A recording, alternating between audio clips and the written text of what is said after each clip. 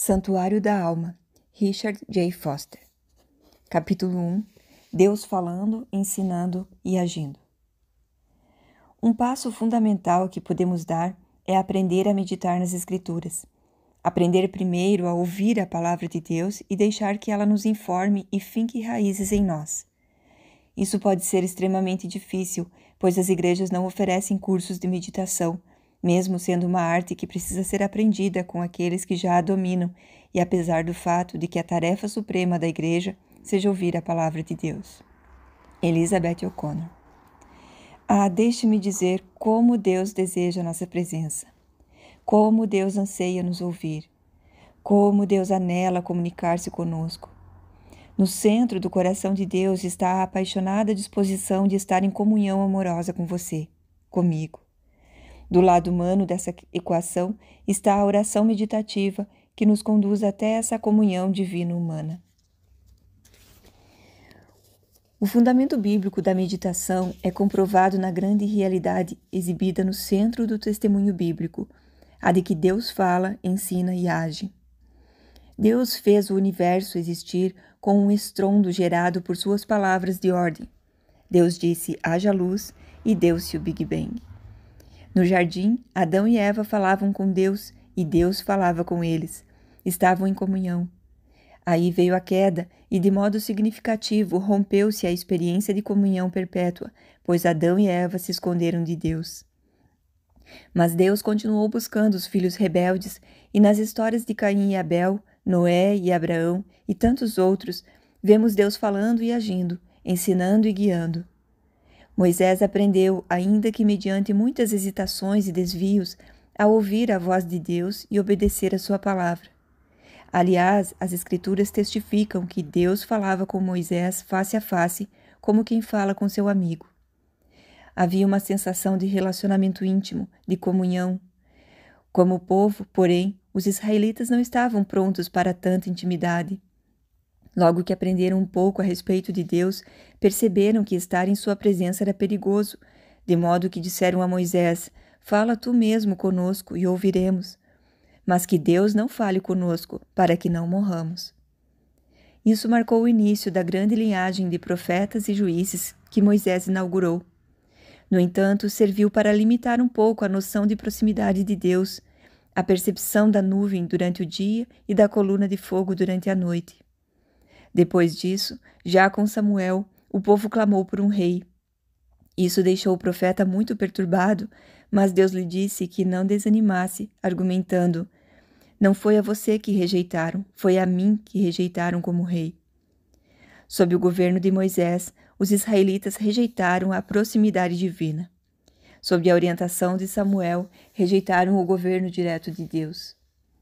Dê-nos um profeta, dê-nos um rei, dê-nos um intermediário para não precisarmos chegar pessoalmente à presença de Deus. Foi praticamente o que disseram. É o que acontece hoje. Não precisamos examinar muito a fundo a religião no cenário contemporâneo para ver que ela está saturada do dogma do mediador. Dê-nos um pastor, dê-nos um sacerdote, dê-nos alguém que faça isso por nós para podermos evitar a intimidade pessoal com Deus e continuar colhendo os benefícios, dizemos. Ainda assim, na plenitude do tempo, Jesus veio e ensinou a realidade presente do reino de Deus, demonstrando como poderia ser a vida em seu reino. Jesus tornou manifesto o anseio divino por reunir uma comunidade totalmente inclusiva de pessoas amorosas que tenham Deus no centro como seu sustentador maior e habitante mais glorioso. Jesus estabeleceu uma comunidade viva que o reconheceria como Redentor e Rei, ouvindo-o em tudo e obedecendo-lhe em todas as épocas. Em seu relacionamento íntimo, Jesus com o Pai é o nosso modelo da realidade dessa vida de ouvir e obedecer constantes. O Filho não pode fazer nada de si mesmo, só pode fazer o que vê o Pai fazer, porque o que o Pai faz, o Filho também faz. Por mim mesmo nada posso fazer. Eu julgo apenas conforme ouço. As palavras que eu lhes digo não são apenas minhas, ao contrário, o Pai, que vive em mim, está realizando a sua obra. Quando Jesus lhes orientou a permanecerem no Pai, os discípulos conseguiam entender o que ele queria dizer. Jesus declarou, E Deus continua declarando a nós hoje que Ele é o bom pastor e que suas ovelhas conhecem sua voz. Ele deixou claro que o Consolador viria, o Espírito da Verdade que guiaria seu povo a toda a verdade. Em seu segundo volume, Lucas deixa evidente que após a ressurreição e a ascensão, Jesus continua agindo e ensinando, ainda que as pessoas já não o possam ver a olho nu. Tanto Pedro quanto Estevão apontam Jesus como cumprimento da profecia de Deuteronômio 18:15, de que um profeta como Moisés se levantaria para falar ao povo, e o povo o ouviria e a ele obedeceria. No livro de Atos, vemos o Cristo ressuscitado e triunfante, ensinando e guiando seus filhos por meio do Espírito Santo, levando Filipe a culturas não alcançadas, revelando sua messianidade a Paulo, corrigindo Pedro acerca de seus preconceitos raciais, guiando a comunidade dos fiéis para fora de seu cativeiro cultural. E a notícia maravilhosa é que Jesus não parou de agir e falar. Ressuscitou e está trabalhando em nosso mundo. Ele não está ocioso, está vivo em nosso meio como profeta para nos ensinar, como sacerdote para nos perdoar, como rei para nos governar, como amigo para ficar do nosso lado. Duas palavras hebraicas esclarecem e enriquecem nosso entendimento sobre oração meditativa: Hagá e Siak. Nossas traduções em geral traduzem essas palavras simplesmente por meditar. Na realidade, essas duas palavras gregas comportam uma variedade de nuances: murmurar, gemer, sussurrar, refletir, rever, cogitar e até arrulhar como as pombas. Muitas vezes a ênfase dessas palavras está na reflexão silenciosa sobre as obras de Deus da natureza, ou sobre a palavra de Deus. Outras vezes envolvem um murmúrio audível, especialmente quando o objetivo de nossa meditação é a Torá ou a lei de Deus. Não deixe de falar as palavras deste livro da lei e de meditar nelas de dia e de noite, para que você cumpra fielmente tudo o que nele está escrito. Essa passagem de Josué destaca um elemento central da concepção bíblica de meditação: a obediência.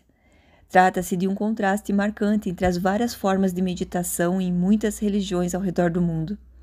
A ênfase bíblica sempre está na mudança ética, na transformação do caráter, na obediência à palavra do Senhor. O filósofo Ken Bryson, da Nova Escócia, observa: no Antigo Testamento, a meditação move-se pelo silêncio para aninhar-se numa espiritualidade de palavras, ou seja, preceitos, estatutos, palavras e mandamentos da Torá. Assim, no testemunho bíblico, temos esta natureza dual da meditação, quietude e ação. É por isso que procuro sempre definir a meditação cristã em termos de ouvir e obedecer, sempre com essa ênfase dupla. Por um lado, somos chamados para o silêncio, para a quietude, para aquietar as atividades características das criaturas, como diziam com frequência os escritores antigos. Por outro lado, somos chamados para a ação, para um comportamento correto, para obedecer à vontade e aos caminhos de Deus. Ouvir e obedecer, sempre ouvir e obedecer. É isso que aprendemos de Hagá e Siak. Que nosso coração e nossa mente sejam impregnados do anseio do salmista. Que as palavras da minha boca e a meditação do meu coração sejam agradáveis a Ti, Senhor, minha rocha e meu resgatador. Elias e sua experiência devastadora na gruta, no Monte Horebe, podem tornar-se um paradigma de meditação para nós, uma metáfora da oração que ouve, caso você prefira. Talvez você se lembre da história registrada em 1 Reis 18 e 19, de como Elias triunfou sobre os profetas de Baal no Monte Carmelo, de como Jezabel tentou matá-lo, de como Elias fugiu para salvar-se, de como, exausto e tomado pelo medo, Elias pediu a morte debaixo de um pé de giesta. Já tive o bastante, Senhor, tira a minha vida. De como o anjo do Senhor o tocou e lhe deu um desjejum substancial, 2 vezes. De como aquelas refeições lhe deram forças para viajar 40 dias e 40 noites, até finalmente chegar a Horebe, o monte de Deus, e de como ele entregou na gruta e lá passou a noite. Desolado, solitário, derrotado. Nós sabemos, às vezes as pressões da vida se acumulam e sentimos vontade de gritar. Chega para lá, Elias. Deixe-me rastejar para dentro da sua gruta e ficar com você. Quem sabe você também tem experimentado períodos de desânimo e depressão e desejado juntar-se a Elias na gruta. A gruta, no Monte Horebe, é um lugar de desespero, desolação e desalento. Mas agora veremos por que a história de Elias no Monte Horebe é uma metáfora da oração meditativa.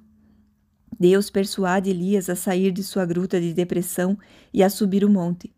Saia e fique no monte, na presença do Senhor, pois o Senhor vai passar. Essa frase, pois o Senhor vai passar, faz lembrar outro monte, o Sinai, onde Deus se encontrou com Moisés de maneira dramática e entregou o que hoje conhecemos como os 10 Mandamentos. Lembramos bem da história, claro, Elias também, a sarça ardente, as tábuas de pedra cortadas pelo dedo de Deus, as lanças dos relâmpagos, pedras despedaçadas, árvores reduzidas a brasas, ventos rugindo e um trovão ensurdecedor percorrendo os desfiladeiros. Então lembramos, tais qual Elias, como Moisés se escondeu na fenda da rocha, quando o Senhor Deus, o Todo-Poderoso, passou por ali numa demonstração de glória divina, capaz de fazer qualquer coração sucumbir. E agora, aqui no Monte Horebe, Deus vai passar por Elias. No Sinai, a presença de Deus manifestou-se com fenômenos naturais que se sucediam como uma exibição imponente de pirotecnia. No Horebe havia de fato ventos ferozes, terremotos demolidores e fogo escaldante. Mas Deus não estava em nenhum deles. Certamente Elias ficou perplexo. Não havia nada de Deus no terremoto, no vento ou no fogo. Foi só depois que passaram todos os fogos de artifício e pairou uma quietude perfeita que Deus chegou para Elias numa voz mansa e baixa, no sussurro divino, no murmúrio de uma brisa suave. 1 Reis 19:12. O Senhor fala a Elias não na ferocidade da natureza, mas no silêncio, um sussurro calmo e suave. No alto do monte, Elias se apresenta diante de Deus com a máxima humildade. Sua humildade brota do desespero visto em seu pavor de Jezabel e em seu desejo de morrer. E é com esse coração humilde que Elias ouve Advar Javé, a palavra do Senhor. O poeta John Greenleaf Whittier escreveu: sopra sobre o calor de nosso desejo teu frescor e teu bálsamo. Que os sentidos emudeçam, que a carne descanse. Fala por meio do terremoto, do vento e do fogo. Ó pequena voz suave da calmaria. Ah, que em silente humildade adotemos o coração de Elias. Que nós, com humilde coração, possamos acolher o conselho do salmista. Descanse no Senhor e aguarde por Ele com paciência.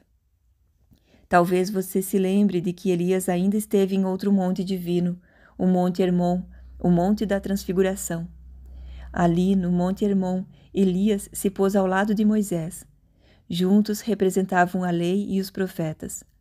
Ali, naquele monte, eles viram Jesus, o Cristo, transfigurado. Sua face brilhou como o sol e suas roupas se tornaram brancas como a luz. Ali, naquele monte, Elias e Moisés tiveram uma conversa íntima com Jesus, vivenciando a realização de todos os seus anseios e sonhos, de tudo pelo qual haviam trabalhado. Que conversa extraordinária deve ter sido! Desde aquele momento, há 2 milênios, os discípulos fiéis de Jesus vêm testemunhando a realidade de uma vida com Deus, a realidade do nosso cosmo comunicável. Pobres de nós que hoje conhecemos tão pouco o oceano da literatura sobre meditação cristã escrita por crentes fiéis ao longo dos séculos.